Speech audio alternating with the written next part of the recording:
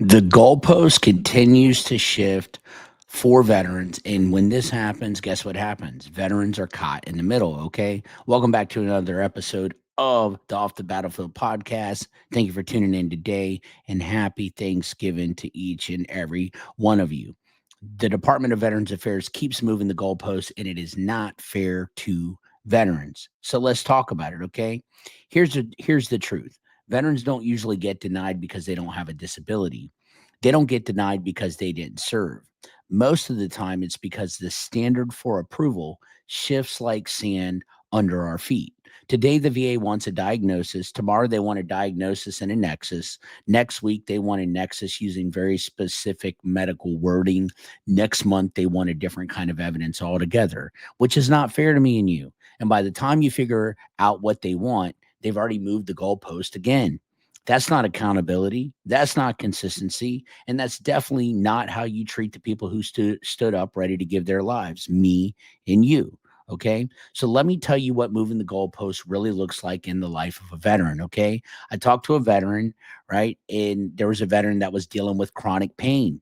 He was waiting 8 months for a compensation and pension exam, only to be told their exam is not adequate. What? Not adequate.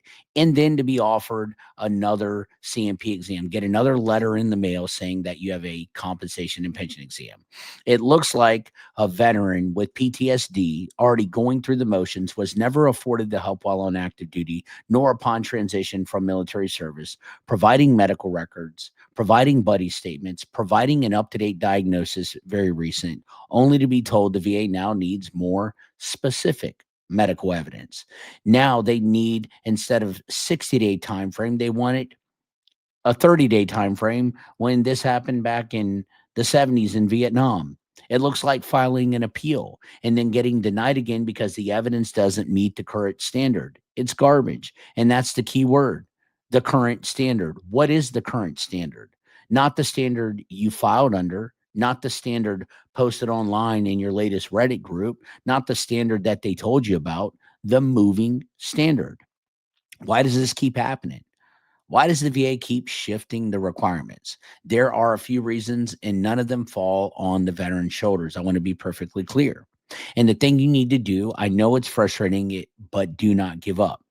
So, number one is policy interpretations change consistently or change constantly. Look, it's basically like putting 10 people in a row, shoulder to shoulder, all together. We start with the color red. We start whispering to one another what the color is. And then by the time it gets down to the 10th person in the row, the colors became yellow.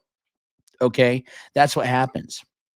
What was once acceptable evidence last year, all of a sudden isn't. Or 6 months ago, all of a sudden it isn't. Also, Raiders are people. Okay. It gets to the Raiders and they have different opinions. They have varying opinions. Okay. It gets to the wrong regional office, and some regional offices are more productive and more efficient and better than others. Okay. Number two, compensation and pension examiners don't always follow consistent guidelines. They're not educated on how to fill out these DBQs and do these examinations. So they're whipping up stuff. They're counting on artificial intelligence, and it's not coming out good. One examiner says you're good, another says the opposite. The VA or the adjudicator, the rater on your claim, can't figure out and how to read in between the lines. So then they send it back for another CMP examination. Something is messed up. That's what happens. CMP examiners don't always follow consistent guidelines because they're outside source contractors by the VA. Okay. That's why. Number three, the VA prioritizes system metrics over veteran outcomes. Hence, look at all the layoffs. Look at what we've talked about in 2025. They're trying to reduce backlog numbers. So they're more worried about numbers than the quality. So it's a quantity game over quality. And yes, the VA puts out what's good and well, but how about the quality of things? Okay. How about the quality? How about the veterans who are getting jacked over? Okay. They're trying to reduce backlog numbers, not reduce veteran suffering. Okay. And honestly, right? Number four, some of it comes down to bureaucracy and political junk, moving slower than the needles of the people it serves. Yet we serve, we raise our right hand. We're a small part of the population that said, I'm willing to go. Veterans should not be penalized because the system cannot stay consistent. Okay. And then there's an emotional fallout as well. Let's keep it real. When the VA moves the goalpost, it does more than delay your claim. It affects your mental health. It affects your families. It affects your livelihoods. Veterans start thinking, am I doing something wrong? What in the heck did I do? Now I'm trying to get the help that I need. Do they think that I'm lying? Why do I have to fight harder for benefits than I did in combat? Makes no sense. Now I'm having a war with the VA, much less all the combat and stress and everything else that I had. And here's the other thing, we don't get the help that we need while we're in or upon transition. It's not out there, especially our older veterans. You can't tell me different. You don't get the help that you need. We're stuck a lot of times. No veteran should ever feel like the system is working against them, but we do. We do. When I got out, I was given a piece of paper, told to write down what I had going on. I didn't do a statement in support of claim. I couldn't tell you what that was. That was Chinese to me. I didn't list all my conditions. I didn't get rated for all the conditions that I should have gotten rated for. I didn't get the help that I need. That's not giving me the help that I need. That's not fair to me. That's not fair to me, and it's not fair to you neither. No veteran should ever feel like the system is working against them, but unfortunately, we do. And people are going to listen to this and say, dude, this guy's just bashing the VA. I'm not just bashing the VA. I'm very grateful. I'm very thankful for our benefits. I really am. And I'm thankful for the VA system. However, there's flaws and kinks that we got to get worked out. It's not a numbers game, but I'm a soul. You're a soul if you're listening. You're a person that raised their right hand and you deserve the benefits that you get, not the political bureaucracy of a bunch of garbage. That's not right.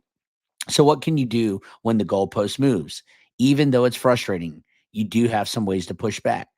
Get a strong nexus letter from a private clinician. If you need it, look in the description of this video. We can put you in the best position. Reach out to us if you do need help, okay? We don't guarantee anything. What I do guarantee is that you're going to get an honest answer, okay? VA opinions shift, but independent medical opinions hold weight. Get the help that you need. Get the best advocate to help with your claim, because as the goalpost moves, you want help in your corner that's going to move with it as well too, and be educated and up to date, so you don't have to guess all of that and go to Facebook groups to try to figure things out. If you can do that, great. But if you can't do it and you're just throwing mud at a wall, don't let that be you, okay? It's going to make it harder. Use lay statements for symptoms that don't show up neatly in your medical records. Explain, this is what happened to me. I sucked it up. I dealt with it. These are the gaps in care. Appeal if you need to. The veterans who win are often the ones who refuse to quit. Okay. Document everything. If the VA changes requirements midway, make a note of it, veterans. Lean on lean on the people that are helping you. Lean on a VSO. Make sure you're getting the help that you need. Make sure it's a good VSO. If it's an accredited agent or an attorney, right? Get with someone that knows the patterns, that knows the loopholes, that knows the law. You shouldn't have to fight this fight alone. Okay. Here's the bottom line. You kept your promise. We as veterans showed up. You did your duty. We did our duty as veterans. Now, the system owes consistency at least. It owes us fairness at least.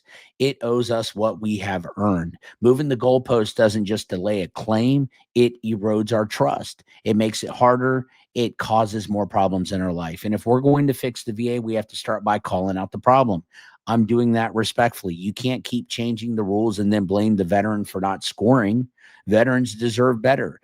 And right on this podcast right here, I'm going to keep fighting to make sure you get what you get, and to stay and to keep moving with the goalpost as it moves, as the VA keeps making up their own 38 Code of Federal Regulations. Okay. So thanks for tuning in. Thanks for listening. If this episode hit home, like, subscribe, comment, hit that notification bell, share this out with someone that can use this information. Happy Thanksgiving, happy holidays, and thank you for your service. Stay strong, stay informed, and keep fighting the good fight. Till next time, I'm out. Peace.